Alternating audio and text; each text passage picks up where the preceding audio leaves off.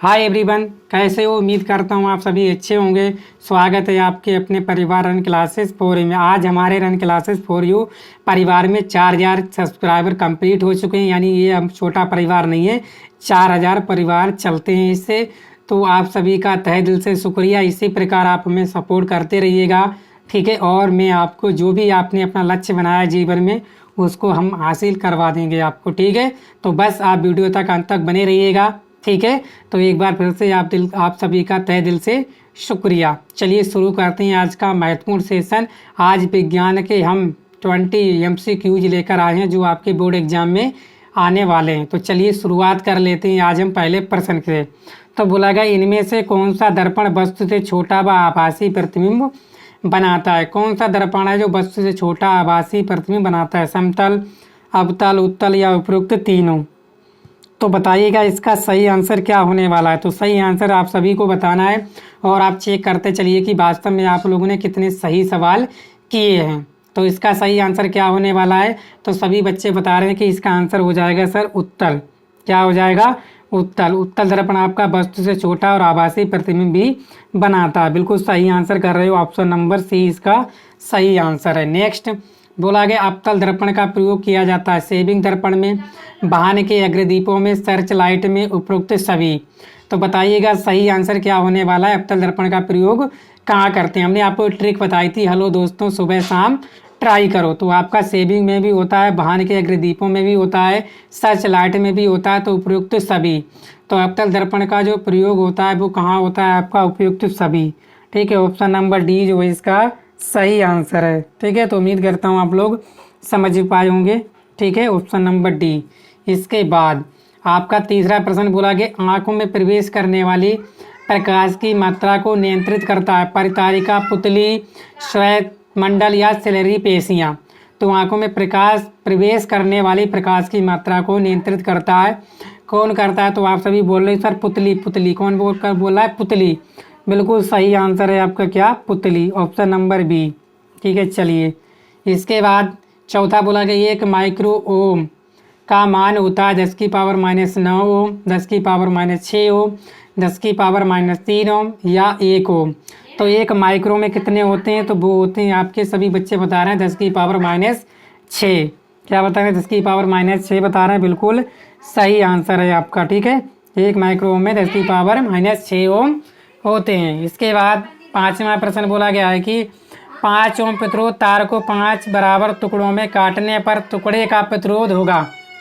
क्या हो जाएगा इसका आंसर? यानी प्रतिरोध है आपके 5 बराबर टुकड़ों में काटने पर प्रतिरोध होगा। तार है तो ये तार हो जाएगा आपका किसका? समांतर क्रम में। तो समांतर क्रम का क्या फॉर्मूला होता है? 1/R बराबर 1/R1 plus 1/R2 plus 1/R3 plus 1/R4 plus 1/R5। यानी 5 में तोड़ा है तो 1/R बराबर क्या हो जाएगा? 1/5 प्लस 1/5 प्लस 1/5 प्लस 1/5 और प्लस 1/5, 1 5/5 कितना आ जाएगा? 1। तो ऑप्शन नंबर डी इसका सही आंसर है। कितना हो जाएगा आपका इसका सही आंसर?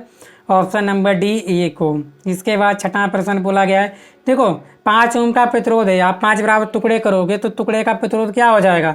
तो हो जाएगा आपका 1 ओम, क्योंकि सभी किस में हो जाएंगे? आपके समांतर क्रम में होंगे। समांतर क्रम का फार्मूला इस प्रकार होता है आपका, मैंने बताया है। 5 हैं तो 5 बार लेते, 10 हैं तो 10 बार ले लेते, ठीक है। चलिए इसके बाद अत्यधिक उच्च प्रतिरोध वाला पदार्थ कहलाता है? अत्यधिक उच्च प्रतिरोध वाला पदार्थ कहलाता है चालक, अर्धचालक, अतिचालक, विद्युत रोधी? तो बताइएगा सही आंसर छठे का। तो सही आंसर छठे का आप सभी बता रहे हो विद्युत रोधी, ठीक है। विद्युत रोधी पदार्थ का जो प्रतिरोध होता है वो क्या होता है? उच्च होता है। बिल्कुल सही, विद्युत रोधी, ऑप्शन नंबर डी इसका सही आंसर है। चलिए 7वें प्रश्न की तरफ चलते हैं। सभी प्रश्न आपके लिए महत्वपूर्ण है और आपके एग्जाम में पूछे जाते हैं। इसी तरह के आप एग्जाम में तैयार करके जाना और यही प्रश्न आपका पढ़ के चले जाना। आपके 100% यही प्रश्न आपके एग्जाम में फंसने वाले हैं। बेलन की आकृति में लपेटे तार की अनेक वृत्ताकार फेरों को कहते हैं? प्रणालिका, नाल चुंबक, दोलन, परिपथ?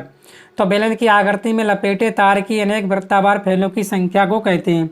इस तरह से होती है आपकी, इस तरह से जो बनी होती है ना, इस तरह से आप इस पर लपेटते हो, ठीक है। इस तरह से आप लपेटा मारते हो इस तरह से, तो इसको क्या कहते हैं? इसको कहते हैं हम लोग प्रणालिका। तो सभी बच्चे सही आंसर दे रहे हैं क्या, प्रणालिका।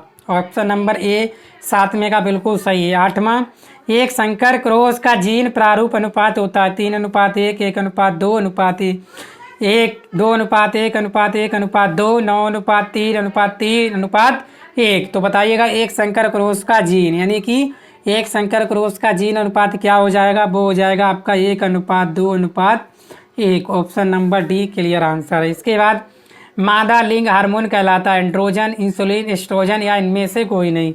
तो बताइए फटाफट कमेंट बॉक्स में कमेंट करके इसका क्या राइट आंसर होने वाला है। तो सभी बच्चे कर रहे हैं एस्ट्रोजन एस्ट्रोजन एस्ट्रोजन।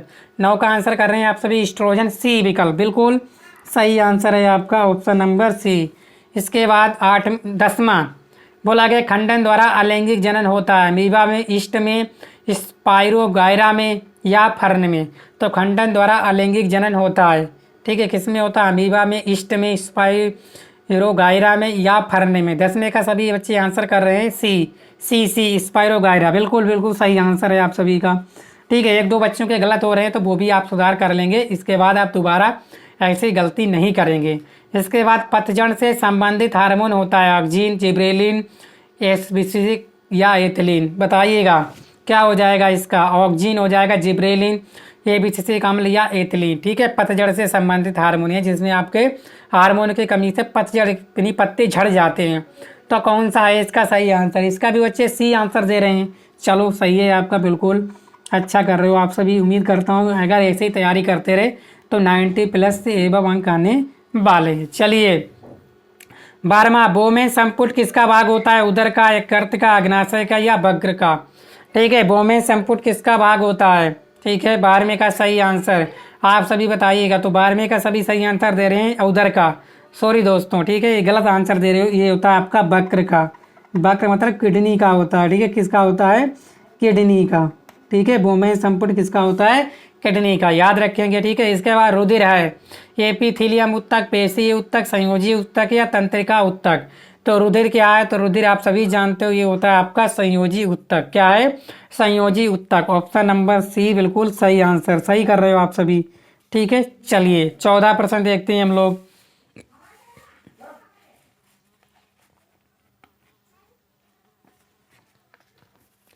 बोला गया लार किसके पाचन में सहायक है, स्टार्च, अमीनो अम्ल, प्रोटीन या वसा। तो बताइएगा अमीनो अम्ल। ठीक है, क्या है इसका सही आंसर, स्टार्च, प्रोटीन, वसा या अमीनो अम्ल किसके पाचन में सहायक है आपकी लार। तो कुछ बच्चे बोल रहे हैं सर इसका आंसर पूछने वाली बात नहीं है, इसका आंसर हो जाएगा आपका स्टार्च। क्या, स्टार्च, बिल्कुल सही आंसर कर रहे हो, वाह। ठीक है, मजा आ गया आप सभी के आंसर देखकर, दिल भर गया, गदगद हो गया। इसके बाद अम्लीय विलयन का पीएच मान है 7 से कम, 7 से अधिक या 0। अगर कोई विलयन अम्लीय है तो उसका मान हमेशा कैसा होता है, 7 से कम, बिल्कुल 7 से अधिक ये हो जाएगा आपका क्षार, ये हो जाएगा आपका अम्ल। ठीक है, ये हो जाएगा आपका बहुत ही अम्लीय, ये हो जाएगा आपका उदासीन।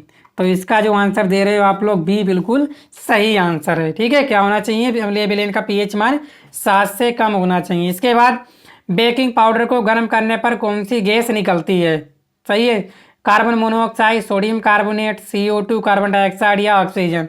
तो बेकिंग पाउडर का फार्मूला क्या होता है आप सभी जानते हो, ठीक है ना, जो खाने वाला सोडा होता है NaHCO3, इसको आपने गर्म किया तो बनेगा Na2CO3 + CO2। ठीक है, देखो इसमें ए भी निकलती है, ए भी निकलती है, तो आपको एक ऑप्शन में सही करना होगा।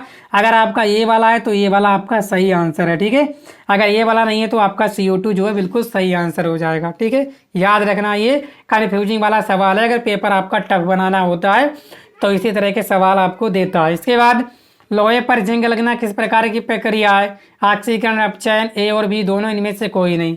तो लोहे पर जंग लगना क्या है आपकी, उपचयन यानी ऑक्सीकरण, क्या है, उपचयन यानी ऑक्सीकरण। ठीक है, ऑप्शन नंबर ए बिल्कुल सही आंसर है। उम्मीद करता हूँ ये सवाल बहुत ही महत्वपूर्ण है आपके लिए, आप तैयार जरूर करना। इसके बाद निम्नलिखित में से एल्काइन का सूत्र है, कौन सा एल्काइन का सूत्र है, ठीक है, जिसमें ट्रिपल बॉन्ड लगे हों वही एल्काइन का सूत्र होगा, यानी कार्बन कार्बन के मध्य क्या हो, 3 बंध, तो वही होगा एल्काइन, कार्बन कार्बन के मध्य 3 बंध। ठीक है, तो कार्बन कार्बन के मध्य 3 बंध हों वही होगा आपका एल्काइन का सूत्र। तो 18वें का क्या हो जाएगा, तो ऑप्शन नंबर डी बिल्कुल सही आंसर है। ठीक है, यही एल्काइन का सूत्र है। एल्काइन का सूत्र क्या होता है, CnH2n-2। सी कितने हैं आपके 3, ठीक है ना। एल्काइन में सी कितने हैं 3, तो C3H2 गुणा 6 - 4 क्या हो जाएगा 2 6 2 6, यानी कि क्या हो जाएगा 2 3 6 में से 2 गए, कितने बचेंगे 4। तो ऑप्शन डी आपका बिल्कुल सही आंसर है, C3H4। ठीक है, इसके बाद प्रोपोनोन में क्रियात्मक समूह है COOH, OH या ये वाला COO या CHO। ठीक है, देखो मैं बता देता हूँ, इसका होता है क्रियात्मक समूह का क्या होता है ओइक अम्ल, क्या होता है आपका ओइक अम्ल। ये क्या होता है आपका अल, ठीक है, ये क्या होता है आपका आल, और ये की बचा आपका क्या नोन, तो यही होता है आपका ओन। तो क्रियात्मक समूह में प्रोपोनोन क्या क्रियात्मक समूह कौन सा होगा, तो ऑप्शन नंबर सी आपका सही आंसर होगा। तो उम्मीद करता हूँ आप लोग समझ पाए होंगे, एक सवाल के आपके कई आंसर निकल रहे हैं। इसके बाद धातु है BLI, SI या कार्बन, बोरान, लिथियम, सिलिकॉन या कार्बन। तो बताइए धातु क्या है, सभी आंसर कर रहे हैं सर लिथियम। लिथियम बिल्कुल सही आंसर है आपका ऑप्शन नंबर बी। ठीक है, क्या है आपका लिथियम। तो उम्मीद करता हूँ आप लोगों ने अच्छा से आंसर किए सभी के। ठीक है, आप लोगों ने 20 में से पूरे 18 सही कर लिए हैं। ठीक है, 20 में से कितने सही कर लिए 18। ठीक है, तो जो भी गलत हुए हैं उनको आप तैयार कर लीजिए, यही आपके एग्जाम में आने वाले हैं। तो चलिए वीडियो को आप लोग शेयर करना, चैनल पर पहली बार आए हैं चैनल को सब्सक्राइब भी कर लीजिएगा। ठीक है, थैंक यू।